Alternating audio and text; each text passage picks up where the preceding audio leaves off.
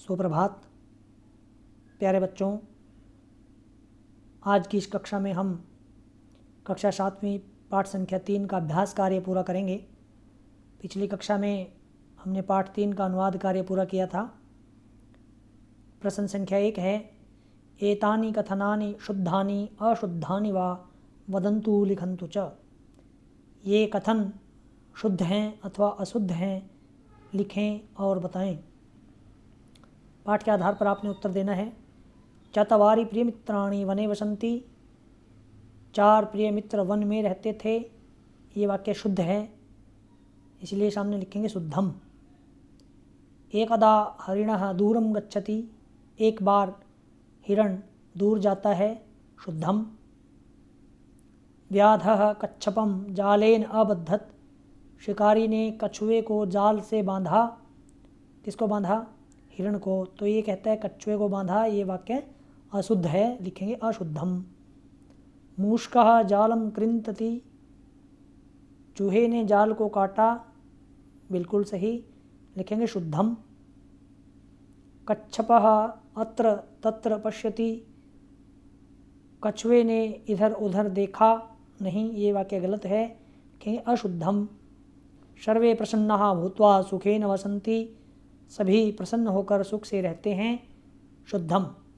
ये वाक्य बिल्कुल सही है। प्रश्न संख्या 2 देखेंगे। मंजूषायां प्रदत्त पदैः रिक्त स्थानानि पूरयन्तु। मंजूषा में दिए गए पदों की सहायता से रिक्त स्थान पूरे करें। चत्वारि मित्राणि मिलित्वा, यहाँ आ जाएगा वने, वने वसन्ति, वन में रहते हैं। हरिणः गच्छति, हरिण जाता है, इसमें आएगा दूरम। ते परस्परम कुर्वन्ति, वे आपस में करते हैं वार्तालापम, बातचीत। हरिणम पश्यति, किसने देखा? काकः हरिणम पश्यति, कौवे ने हरिण को देखा। हरिणः मुक्तः अभवत्, अंत में आएगा हरिणः। प्रश्न संख्या 3 है, उचितम विपरीत पदम चित्वा लिखन्तु। उचित विपरीत पद को चुनकर लिखें। दूरम समीपम, सायंकालः प्रातःकालः, प्रसन्नः खिन्नः, सुखेन दुखेन, मुक्तः बद्धः। यहाँ बच्चों आपने एक बात को विशेष रूप से ध्यान रखना है। जब पर्यायवाची और विलोम पद चुनना हो तो एक बात हमेशा ध्यान रखें, यथा यहाँ प्रसन्नः बहुवचन है, तो बच्चों इसका जब विपरीत या पर्यायवाची बनेगा तो वो भी बहुवचन होगा, यथा यहाँ लिखा है खिन्नः। ऐसे ही सुखेन तृतीय विभक्ति एक वचन है, तो उसका विलोम जो है वो भी तृतीय विभक्ति एक वचन बनेगा, दुखेन। इस प्रकार से आपने इसको ध्यान से समझना है।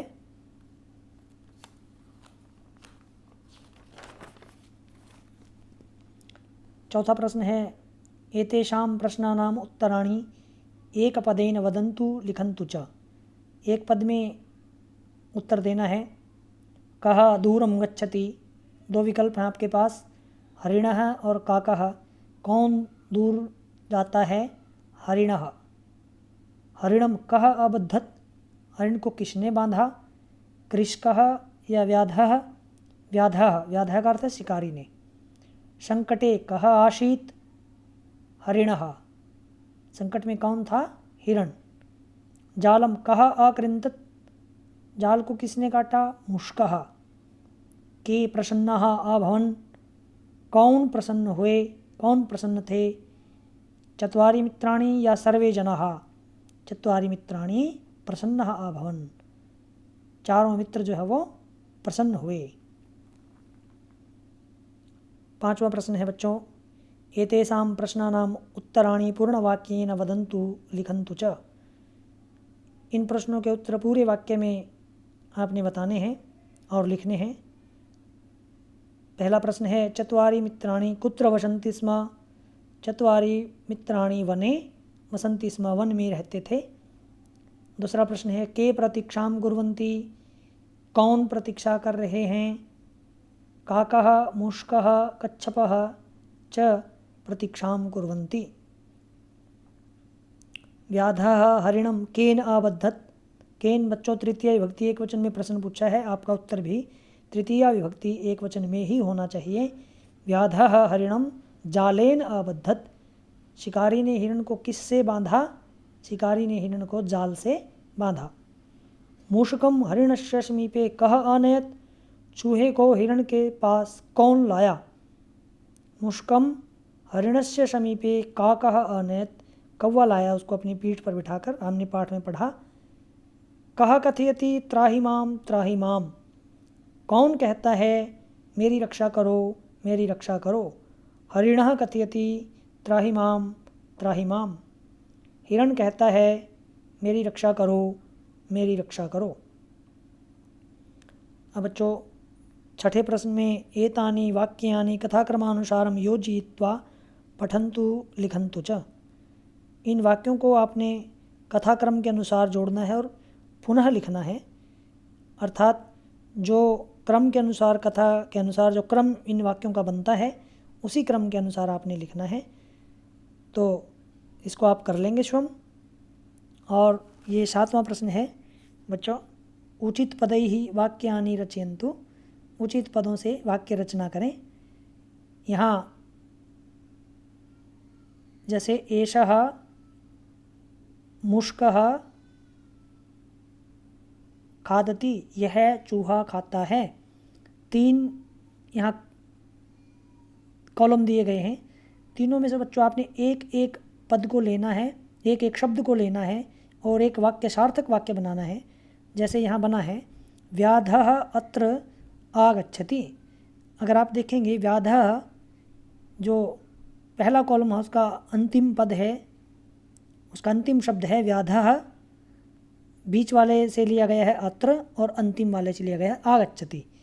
व्याधः अत्र आगच्छति। तो ऐसे ही आपने अन्य वाक्य बनाने हैं। जैसे यहाँ बने हुए हैं एषः हरिणः धावति, यह हिरण दौड़ता है। सः काकः उत्पत्ति, वह कौवा उड़ता है। एक बात का ध्यान रखेंगे, क्रिया को कर्ता के अनुसार ही जोड़ें।